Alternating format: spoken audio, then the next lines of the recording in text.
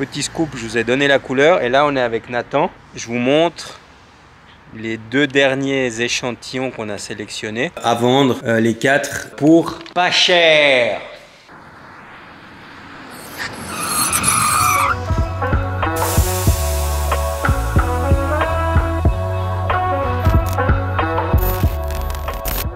Les amis, bonjour et bienvenue dans l'épisode 31 d'une semaine chez Bellecroix Cars. Cette semaine, pas mal de petites choses. On ira à la carrosserie. On avance bien sur la RS38Y. On a pas mal de casse assurance, on va dire. Des clients qui ont des véhicules tout à fait traditionnels qui viennent chez nous pour de la réparation de carrosserie. Alors, je ne sais pas si c'est très intéressant que je vous filme ça, étant donné que je sais qu'on est passionné de modification. Donc, dites-moi en commentaire si éventuellement ça vous intéresse que je vous filme ce qu'on fait en carrosserie hors modification. Je pense pas que ça va être très intéressant pour vous, mais en tout cas, l'espace commentaire est là pour ça. Vous me dites ce que vous en pensez. Et puis, on en discute et je vous le présente si vous le souhaitez vraiment. Je fais ma petite minute télé-shopping. Parce qu'on fait de la place à l'atelier, on liquide un peu tout ce qui traîne. Donc je passe l'annonce ici si ça peut intéresser quelqu'un. Donc on a ce set de jantes, 3 parties en 20 pouces. C'est du 9 par 19, ET45 idéal pour S3, Golf 7R, etc. Par contre, pour une Golf 3, il faudra changer les pneus. Ça, on peut en discuter si vous voulez acheter que les jantes sans les pneus. Les jantes sont en bon état général. Il faudrait faire repolir les voiles, je pense. À vendre, les 4 pour pas cher. Après, qu'est-ce que j'ai qui traîne ici? J'ai les sièges Recaro qui étaient montés dans l'ATK. Donc, c'est des Recaro R8 originaux en carbone. Donc là, même chose, si vous êtes intéressé, un petit message. Et puis après, je vous mettrai un petit peu ce qui reste à vendre. Enfin, je vous reprends plus tard. Et puis, je vous montre, parce que c'est en bas au sous-sol, je vais sortir. Il y a le kit gros frein à vendre de la TK qui reste à vendre. Il y a un kit gros frein Audi RS5.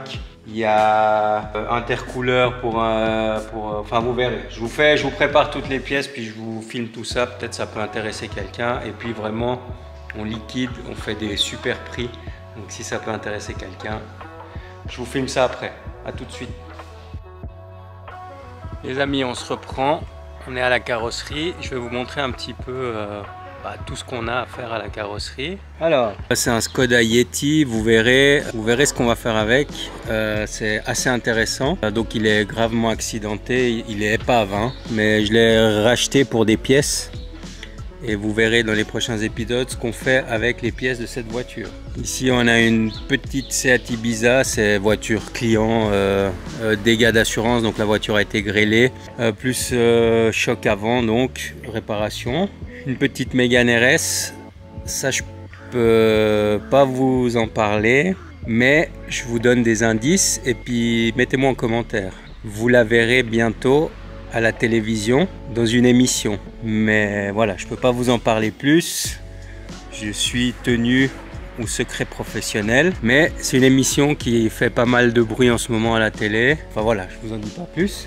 Ça c'est la Golf 7R, vous avez vu, hein, pose des ailes larges, tout ça, donc là elle est de retour à la carrosserie pour que l'équipe carrosserie puisse faire les finitions. On a monté le kit gros frein, voilà le résultat. Avec le kit gros frein monté. Mais je vous ferai le tour une fois le véhicule 100% terminé. Donc ça, et puis une autre voiture Subaru Impreza GT Turbo. Donc même chose avec la Mégane là-bas, la Mégane RS. Et celle-ci, vous les verrez bientôt dans une émission télé. Mettez-moi en commentaire si vous avez une petite idée de quoi on parle. Et j'ai été mandaté pour cette émission pour trouver les différents véhicules. On ira chercher aussi une M5 V10 pour la même émission toujours, donc je vous montrerai une fois que j'ai récupéré la voiture. Après ici, on a une Tesla modèle 3. Même chose, réparation, hein, par choc avant. Ici on a la RS3 qui avance. Donc changement de l'aile arrière, c'est en cours. Vous êtes beaucoup à me demander des nouvelles de la S6 RS6. Ça avance, je peux vous montrer. Les ailes en avant, les ailes avant sont en après. Les portes arrière sont en après. Donc vous vous souvenez qu'on avait coupé les cadres de porte pour les ressouder. Donc vous voyez, hein, c'est comme d'origine. Donc ça c'est la porte RS6 avec le cadre de porte de la S6 ou A6, c'est les mêmes. Donc là elles sont en après, prêtes à être poncées. Donc ça c'est la droite. On va avoir la gauche qui traîne par là. Oui, la gauche est là. Donc là ils sont en train de les poncer pour qu'on puisse les peindre, enfin pour qu'ils puissent recevoir la nouvelle couleur, parce qu'on va faire tous les intérieurs des éléments et après on pourra peindre la caisse pour remonter la... Donc ça c'est en cours. Là on a le pare-choc arrière de la RS3 8Y. Et là on a l'aile avant droite de la RS6. Donc voilà ce qui nous occupe en ce moment à la carrosserie. Donc pas mal de petits boulots d'assurance. On a les projets pour l'hiver qui vont bientôt arriver. Et puis ouais, je crois que on a des pinces de frein Porsche à faire. Je vous montrerai aussi. Peut-être dans le prochain épisode. Et puis nous on se reprend dès qu'il y a quelque chose d'intéressant à filmer. Tout de suite. Les amis, on se reprend à l'atelier. Encore une Tesla. Donc je viens de vous filmer une Tesla à la carrosserie qui était là pour un pare-choc avant. Là c'est une autre Tesla. Ici on est en présence d'un modèle performance. Donc, petite astuce, on les reconnaît aux pinces de frein rouge et au béquet en carbone sur la partie arrière. Celle-ci elle est venue chez nous pour 2-3 petites modifs. Donc suspension pneumatique, diffuseur arrière. Mais là on voit un diffuseur un petit peu plus agressif. Et les jantes. Alors, je vous explique le souci qu'on a. C'est pas un souci étant donné qu'on est en train de le régler, mais petite astuce, si vous montez ou si vous avez besoin d'un courant contact sur une Tesla. Je vous explique. Donc, pour faire fonctionner la gestion électronique, hein, Airlift, on a besoin d'un plus permanent, donc plus batterie, d'un moins et d'un courant contact. Sur les voitures traditionnelles, dès que vous mettez le contact, vous appuyez sur le bouton, la télécommande s'allume. Le problème qui se pose sur cette voiture, c'est que bien évidemment, il n'y a pas de contact en fait. Le contact, il se fait quand vous pressez la pédale de frein. Ça réveille la voiture, on va dire ça comme ça. Le problème qu'il y a, c'est que là, nous, ce qu'on veut, c'est qu'on puisse la commander avant. Donc, ce qu'on doit faire, on a installé un interrupteur ici qu'on va venir, qui va être intégré dans le cache ici dessous. Donc installer un interrupteur et puis le client pourra simuler le contact, activer ou désactiver sa gestion électronique via cet interrupteur. Vous vous doutez bien, vu l'intensité dans le câble, on ne peut pas le faire en direct. Ça veut dire qu'on ne peut pas tirer un plus depuis la batterie, passer dans l'interrupteur et puis alimenter la gestion. Parce qu'il y aurait des risques, l'interrupteur ou les câbles fondent. Alors, la solution pour ce type de situation, je vous montre. Donc c'est ça. La solution c'est ça, c'est cette petite chose qu'on appelle communément un relais. Donc ça c'est un relais 4 pôles. Je sais que vous êtes friands quand on fait des tutos. Donc je pose la caméra et je vous explique comment fonctionne un relais. Peut-être ça pourrait être utile une fois pour vous pour installer n'importe quel élément électrique sur votre véhicule. Avec ça, on fait des miracles. Je vous pose et puis je vous reprends tout de suite. L'explication du relais. Donc un relais, ça fonctionne comme ça. Donc ça, c'est un relais 4 pins ou pôles. Il y en a 5, 6. Après, on peut faire une multitude de choses. Ça, c'est le relais le plus basique qui existe sur le marché. Donc 4 pôles, 2 pour le circuit de commande, 2 pour le circuit de puissance. Je vous explique. Dans mon interrupteur, je ne peux pas faire passer toute l'intensité directement du plus batterie. J'espère que je suis assez clair et puis que vous comprenez. Mais si vous avez des questions, vous me les mettez en commentaire et j'y répondrai. Donc l'idée, c'est que mon interrupteur, il va commander le circuit de commande. Donc je vais commander mon interrupteur pour le circuit de commande. Mon circuit de puissance, il passera par le relais pour alimenter la gestion électronique. Je vous montre, j'ai fait un schéma. J'ai l'impression d'être prof à l'école, c'est super. Donc, voilà le schéma. Et là, on voit clairement que j'ai le plus batterie qui vient alimenter mon circuit de puissance. Le circuit de puissance, c'est celui qui est à l'extérieur. Donc, il vient alimenter mon circuit de puissance. Donc, de la batterie directement, on sort. On passe par le circuit de puissance et on va alimenter la gestion électronique.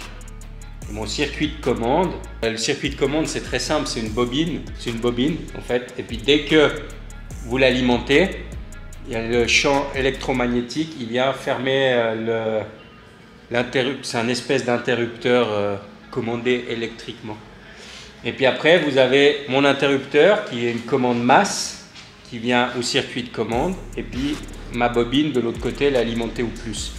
Donc dès que je mets mon interrupteur sur 1, ma masse vient se connecter sur la masse du circuit de commande. Ça ferme l'interrupteur et ça laisse passer le courant jusqu'à la gestion. Donc ça, c'est ultra pratique si vous devez brancher un klaxon, j'en sais rien, qu'est-ce que vous pourriez brancher, des gyrophares, des sirènes, des choses qui demandent beaucoup d'intensité pour fonctionner et que vous voulez faire fonctionner avec des petits interrupteurs, une pompe à essence par exemple, tout ça, voilà, sur votre voiture d'origine, on a pas mal de relais qui commandent les phares, la pompe à essence, plein d'éléments, la radio, les clignoteurs, enfin voilà. Donc ça se présente comme ça. Je vous montre, donc ça veut bien faire le focus, oui. Donc là vous voyez bien, il y a 4 piles. Je vous montre un autre. Donc ça c'est un standard, 4 pins. Et ça c'est un 5. Celui-ci, c'est ce qu'on appelle un relais inverseur. Là, je commence à être long et chiant avec mes explications. Mettez-moi en commentaire si vous voulez une explication de comment fonctionne le relais inverseur avec 5 pins. Celui-là, on l'utilise aussi pour inverser des polarités, par exemple. Quand vous voulez transformer une masse, un plus en masse. Enfin, avec ces petites choses, on peut faire énormément de choses et c'est pratique dans notre métier pour plein d'installations. Et puis, je ne sais pas si vous l'avez remarqué, on utilise, encore une fois, donc c'est du Bosch.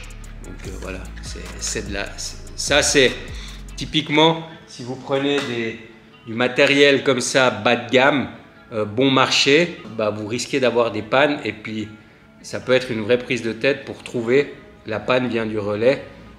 Donc nous on utilise vraiment que des relais de marque, comme ça on n'est pas embêté, on sait qu'on a des choses de qualité qui tiennent dans le temps et puis comme ça quand on a un problème on n'a pas besoin de se poser la question si c'est le relais ou pas. Voilà pour cette petite explication. On installe ça et quand c'est installé, je vous montre comment ça fonctionne, comme ça, et puis je vous mets la voiture par terre, comme ça vous verrez le rendu final de la voiture avec les suspensions installées et en mode parking. On se reprend tout de suite. Ok, on se reprend dans la Tesla. Donc, on a la télécommande qui est éteinte ici. J'ai l'interrupteur qu'on a installé là. Et normalement, si on ne s'est pas trompé, normalement, voilà, ça devrait aller. Mais si on ne s'est pas trompé, dès que je vais activer l'interrupteur ici, ça devrait allumer la télécommande là. Donc on teste. Voilà. Donc ça fonctionne. Donc le client pourra allumer et éteindre sa gestion électronique à sa guise. Et là,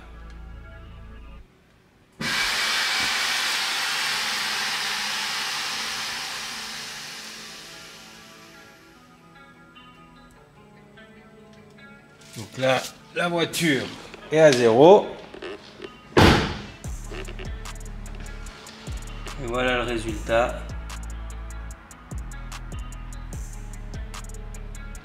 En bas.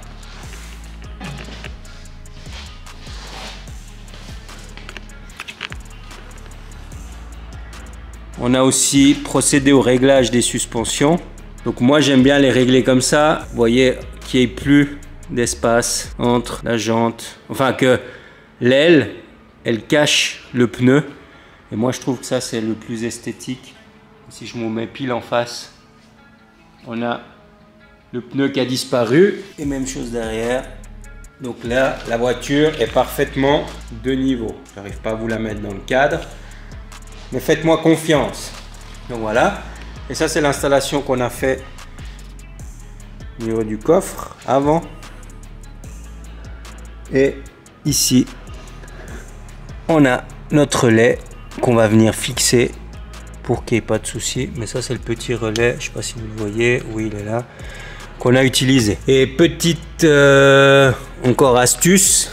Donc ça, c'est une version 2023. Si je dis pas de bêtises, parce qu'elle a déjà les poignées noires. Il n'y a plus de batterie voiture normale. La batterie, c'est une pile au lithium. C'est comme sur votre smartphone. C'est plus des batteries traditionnelles de voiture. Sur ces modèles-là, ils ont supprimé ça. Et on a ces batteries au lithium. Le résultat. Alors, c'est le client qui a fourni les jantes. Pour moi, après ça, c'est mon avis personnel, mais ici, on n'est pas assez à fleur.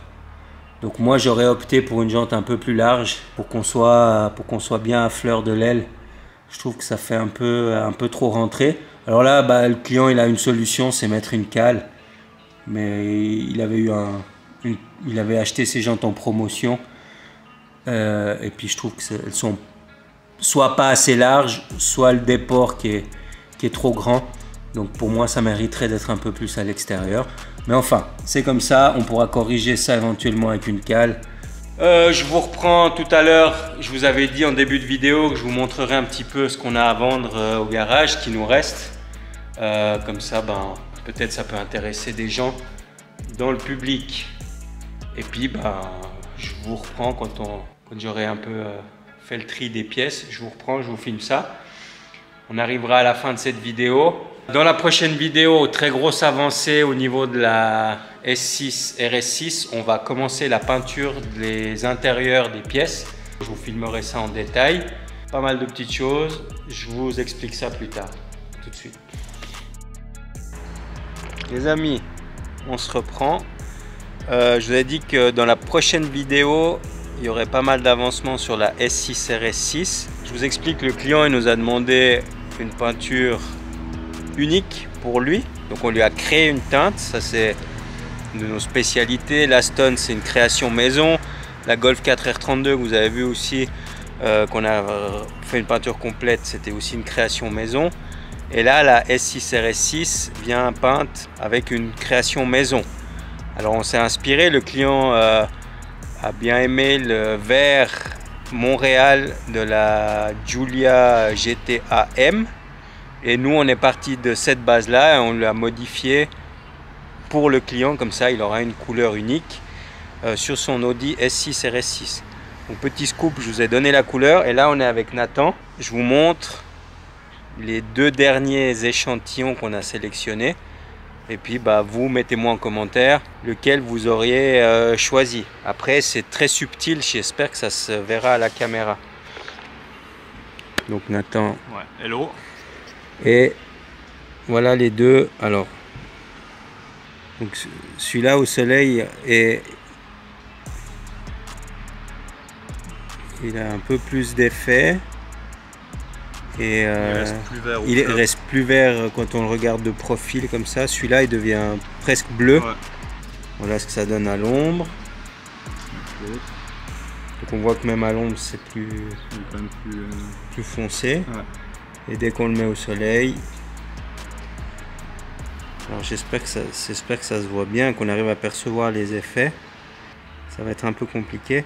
Mais en tout cas voilà, comme ça vous avez la petite exclue. La couleur de la S6 RS6 est validée. Moi j'ai une petite préférence pour celui-là. Mais en tout cas vous savez que dans le prochain épisode, on peint déjà certains éléments de la S6 RS6. Il y en a plein qui me demandent d'où ça en est, qu'est-ce qu'on fait. Si on a abandonné le projet n'est pas abandonné. C'est juste que c'est beaucoup de travail. Et puis voilà, vous voyez, en parallèle, tout ce qu'on fait, on a dû créer la teinte, faire de la recherche pour avoir quelque chose de joli sous tous les angles. Ça prend énormément de temps. Donc on y est, on a la teinte. Dans le prochain épisode, vous verrez l'application de la couleur sur les éléments. Mais ça, on vous filmera tout ça, bien évidemment. Donc voilà les amis, ce que je voulais vous montrer. Dites-moi en commentaire ce que vous pensez de cette teinte. Est-ce que le client a fait le bon choix avec ce vert? Moi, j'adore cette couleur et je pense que ça va être incroyable une fois terminé. Donc je vous reprends dès qu'il y a quelque chose. À toutes. Les amis, nouvelle et dernière journée de cet épisode. Je vous reprends pour la outro parce que j'ai fait une petite bêtise en début de semaine. J'avais les rushs sur la caméra. Je les ai effacés par inadvertance. Oui, ça c'est mon inexpérience de youtubeur qui fait ça. Donc l'épisode sera un peu court. On avait filmé pas mal de choses. Voilà, j'ai effacé, c'est de ma faute. Donc cette semaine, pas grand chose. On vous a quand même fait avec Jordan une vidéo sympa, mais c'est vrai que j'avais prévu plus de choses en début de semaine et puis du coup je les ai effacées bêtement. La Lexus, on l'oublie pas, on a juste un petit souci d'étanchéité. Donc comme vous le savez, chez Bellecroix Cars, on cache rien et on vous dit tout. Donc on a un petit souci d'étanchéité sur les amortisseurs. Donc on a commandé des joints un peu plus serrés au niveau de la tige. Dès qu'on les reçoit, on se met dessus. L'installation là est terminée. Il manque plus que les amortisseurs à monter. Mais on doit changer ce petit joint. Donc je vous montrerai ça en vidéo le moment venu. La semaine prochaine, très gros épisode sur la S6 RS6. Dans cet épisode, vous avez vu la couleur. On vous a dévoilé la couleur. Et dans le prochain épisode, on peint les éléments. Donc ça, on vous montrera. Et puis voilà. Comme toutes les semaines, vous voyez, on a passé les 18 000 abonnés. On n'est pas loin des 19. Donc il faut qu'on s'accroche pour arriver aux 20 000 rapidement. Moi, je vous demande de liker, commenter, partager. Comme toutes les semaines, vous le faites, vous êtes au top. Je vais prendre plus de temps pour répondre à vos commentaires aussi. Et puis, on va faire une FAQ. Parce que je crois que ça se fait sur YouTube. Maintenant, ça fait plus de 30 semaines qu'on fait des vidéos. Donc une petite FAQ s'impose. Posez-moi des questions sur Insta et on prendra toutes vos questions et on répondra sur une vidéo YouTube dédiée face caméra. Je vous répondrai à toutes vos questions sans exception. Donc voilà les amis, je vous fais des gros bisous. Portez-vous bien. Nous on se voit la semaine prochaine. Ciao.